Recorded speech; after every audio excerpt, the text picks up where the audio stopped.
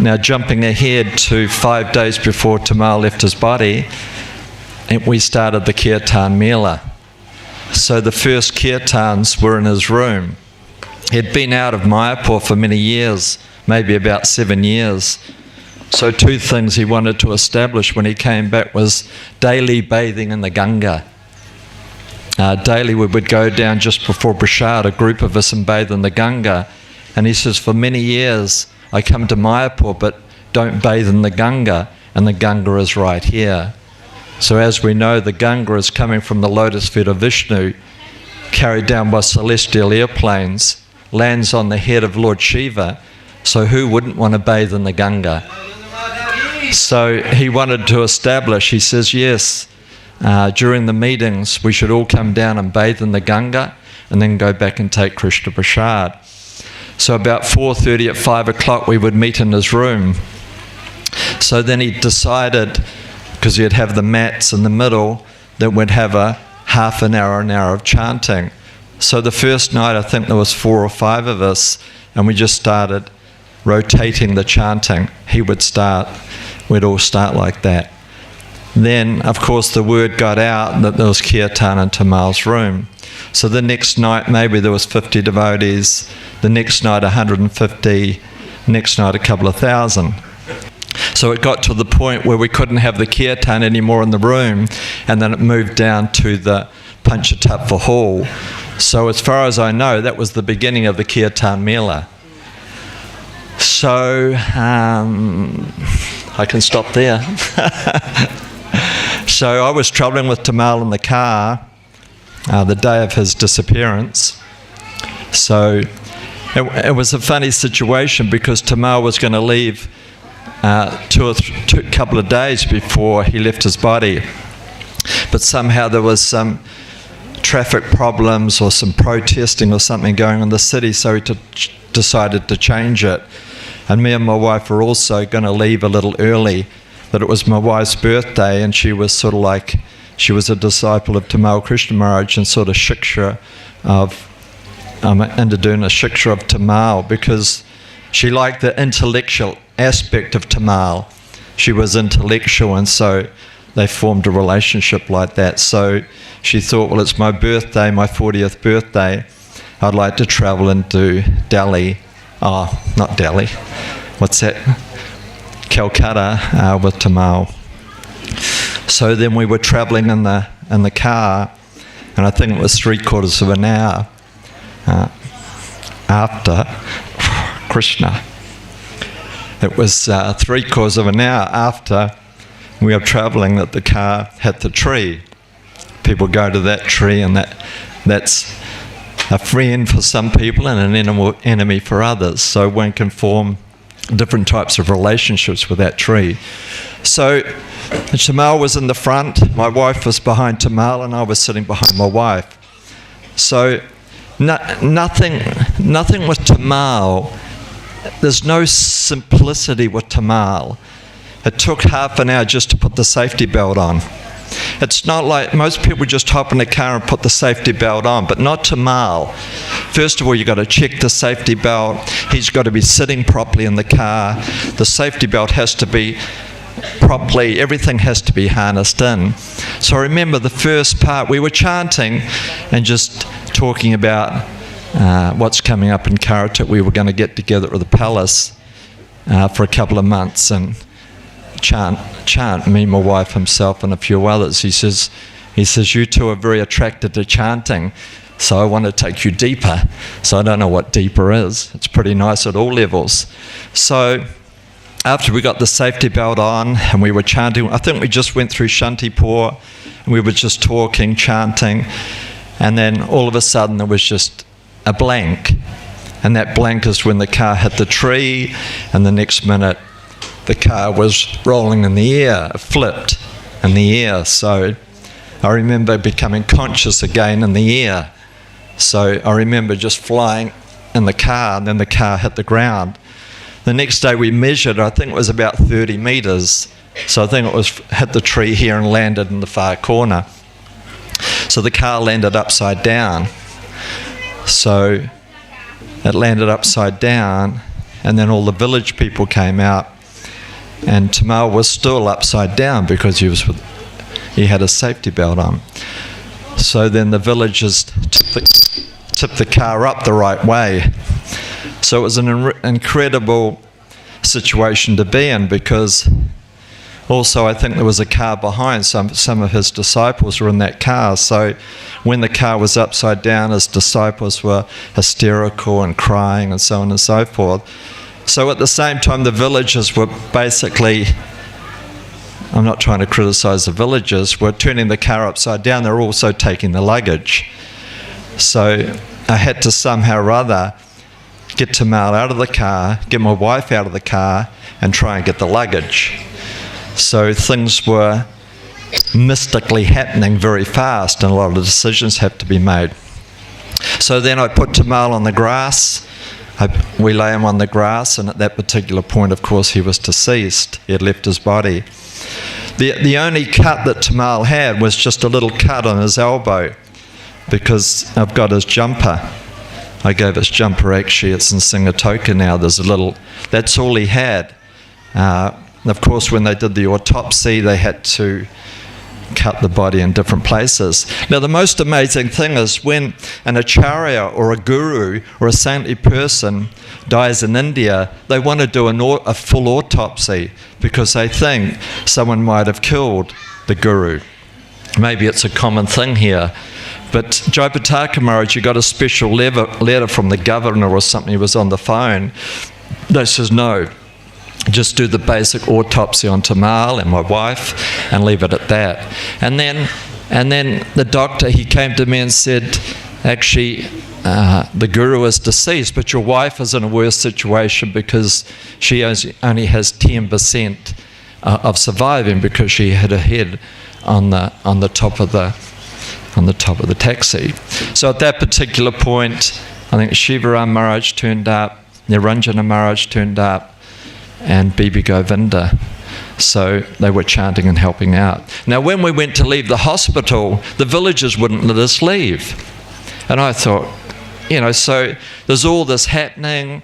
Your wife's left the body, your friend's left his body, and all the villagers crowded around the ambulance. They wanted to see the guru. They heard that a saintly person had left their body, and they were not going to let us leave until they had darshan of Tamal. And we were thinking, this is just not going to happen. They were all going to come on. So what we did is we had Tamal's feet or head at one end. So we just pulled back the covers, and we told the villagers, you can have darshan from outside. They had darshan, they're very cordial, and then they let us come back to Mayapur. So that's the disappearance of Tamal Krishna Goswami. I was actually in Mayapur serving him 2002 for the last few days, and he changed. It was like he took off the suit as a general and he put on a suit. Well, he didn't have any suit. And he, like usually a Madhyamadikari, he's always preaching, managing, and very,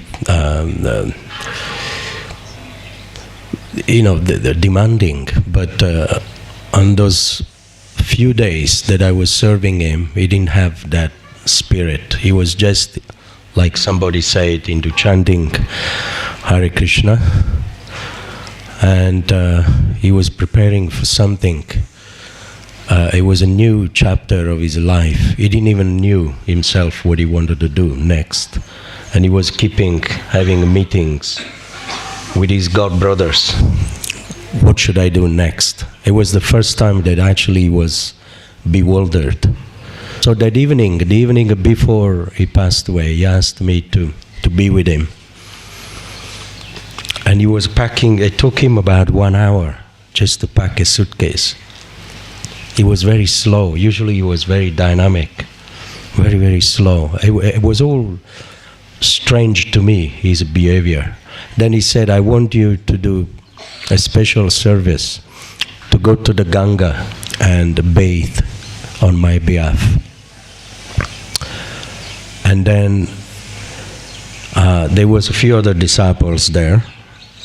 And then he had this almirah in the room with bundles of rupees, dollars. And he said, what should I do with this? I said, well, you can't take it out of India. It's illegal to take rupees out of India. And he said, actually, he threw it on the bed. He said, actually, I don't need this money anymore. And then he smiled. He stopped packing and he said, tomorrow I'm going home. It was very, I said, I didn't really went deep, to what he meant.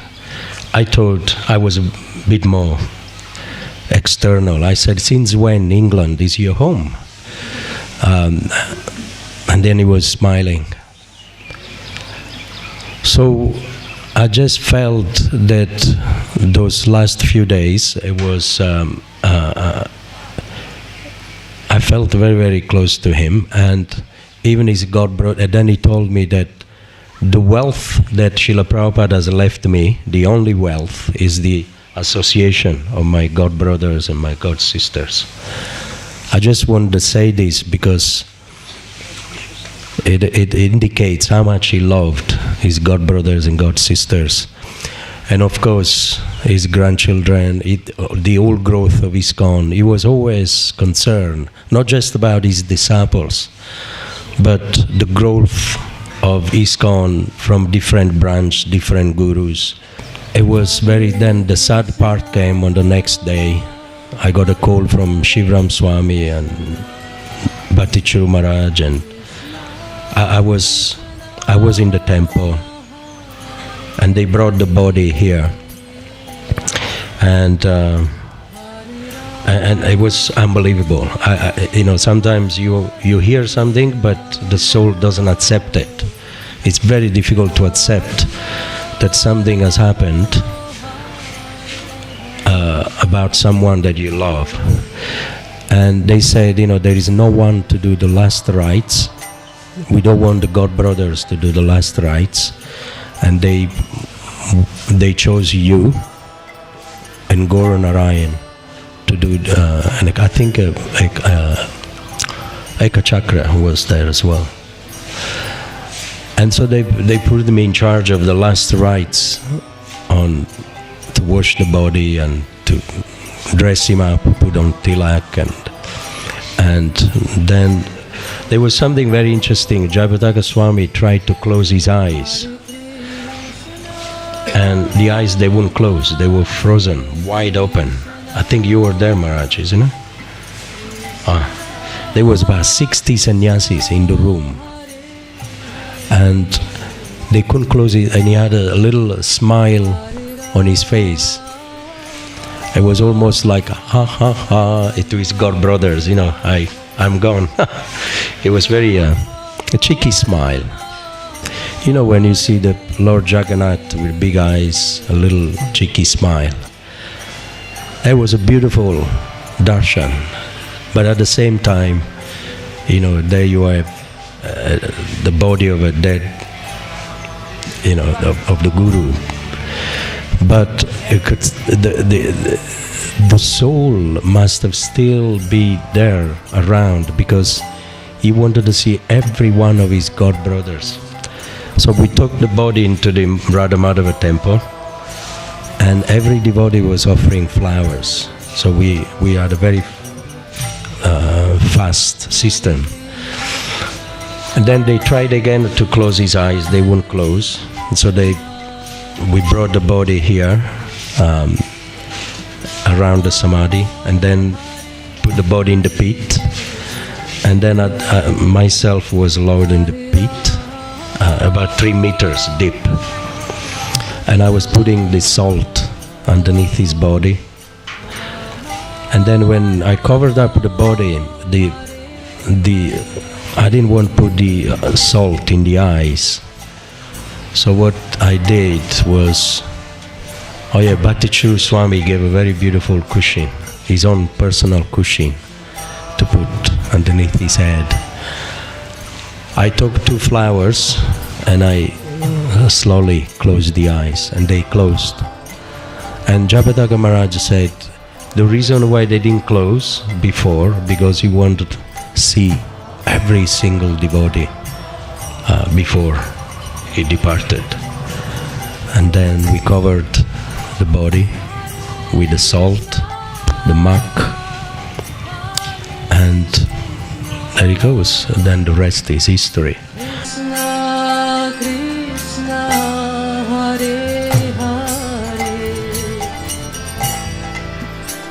Hare Rama, Hare Rama, Rama Rama, Hare Hare.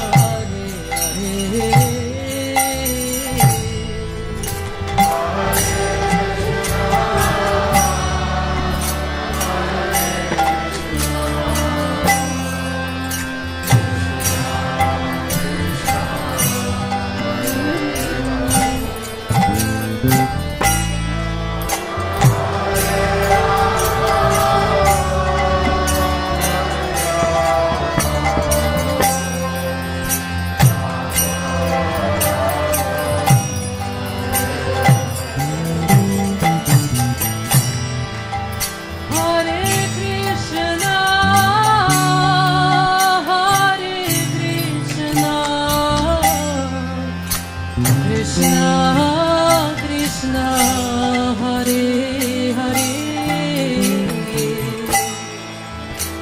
Hare Rama, Hare Rama, Rama Rama, Hare Hare.